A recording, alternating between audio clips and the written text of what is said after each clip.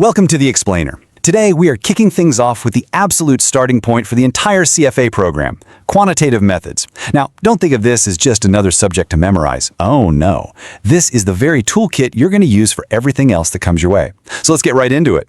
You know, there are a few core truths in finance, and this is right at the top. Today's dollar is not tomorrow's dollar. It sounds so simple, right? But this single idea is the engine behind pretty much everything, from figuring out a stock's value to pricing a complex bond. And this is exactly what we're going to unpack today. So here's our game plan. First, we'll get the big picture of why this topic is so important. Then I'll give you a battle-tested blueprint to study efficiently. After that, we're diving deep into the nitty-gritty, the real story behind interest rates, the magic of compounding, and finally, how to figure out the return you are actually getting on your money.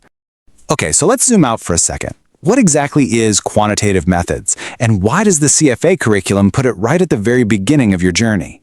Think about it like this. You would never try to build a house without a hammer, a saw, and a measuring tape, right? Well, that's what quant methods is. It's your financial toolkit. It gives you the statistical and analytical techniques you are going to need to build your understanding of everything else. Equities, fixed income, you name it. If you master this stuff first, you'll avoid so many headaches down the road. And hey, there's some good news for you. The curriculum actually got a nice little update, making it way more focused. A couple of the big ideas, net present value and internal rate of return, they were moved to corporate finance, which honestly just makes more sense. And technical analysis got shifted over to portfolio management. This leaves us with a much tighter, more cohesive toolkit to really sink our teeth into. All right, I get it. 400 plus pages of material, it can look a little intimidating, but trust me, there's a very clear, very effective strategy to cut through the noise and tackle this thing efficiently. Here it is, your four-step approach. It's all about having a structure. First, you've got to build a consistent plan. Seriously, even an hour or two a day blows cramming out of the water. Second, stick to the core materials. Third, and this one is absolutely crucial, you have to master the practice problems. And finally, bring it all together by creating your own mind maps or summaries. That's how you really own the material. Now, let's talk about those practice problems, because here's a secret. Not all practice is created equal. There's a hierarchy. The absolute, non-negotiable, must-do problems are the end-of-chapter questions in the official books. They are a perfect mirror of the exam style. Once you've got those down cold, then you can move to the online question bank, and you save the official mock exams for your final stretch of prep. All right, let's roll up our sleeves and get into our first core concept. What really is an interest rate? It's so much more than just a number on a screen. It's the price of money. And like anything else, we can break it down into its fundamental parts. This little equation right here, it's everything. I mean it. Any rate of return you'll ever see, whether it's for a super safe government bond or a risky startup investment, is built from just these two blocks.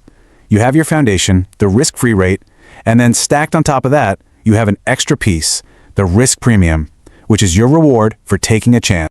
And that risk premium, well, that's the no free lunch part of finance. If you invest in something that might not pay you back, that's default risk. Or maybe it's something you can't sell easily, that's liquidity risk.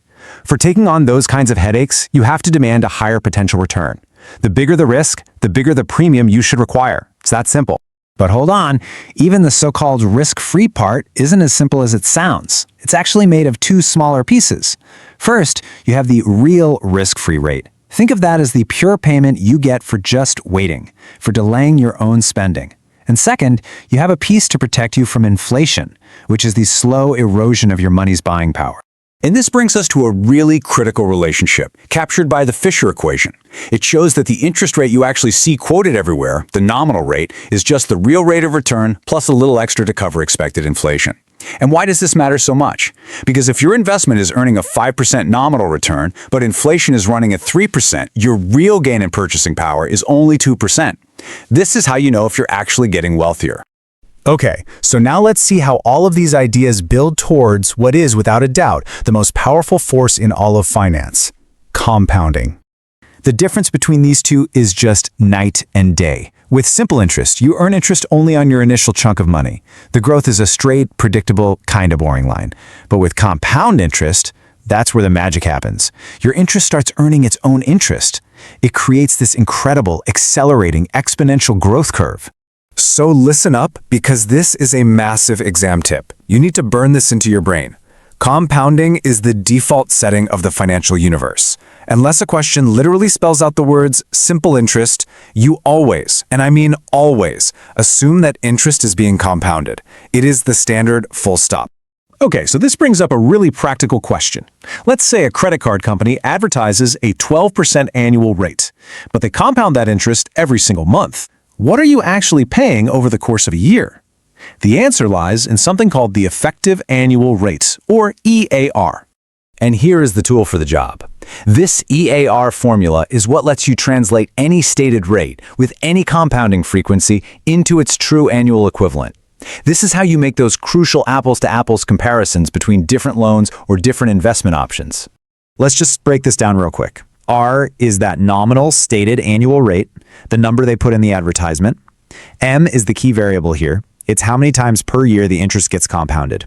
You plug those two in, and you solve for the EAR, which is the rate you truly earn or pay. And this illustrates a core principle that you've got to understand.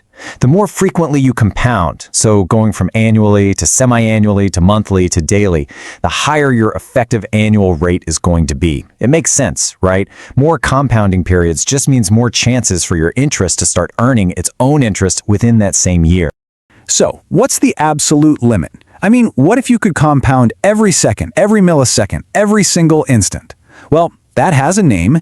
It's called continuous compounding, and it gives us the theoretical maximum EAR you can get for any given stated rate. The formula uses that special number E, and it really represents the absolute peak power of compounding. So I'll leave you with a question to chew on.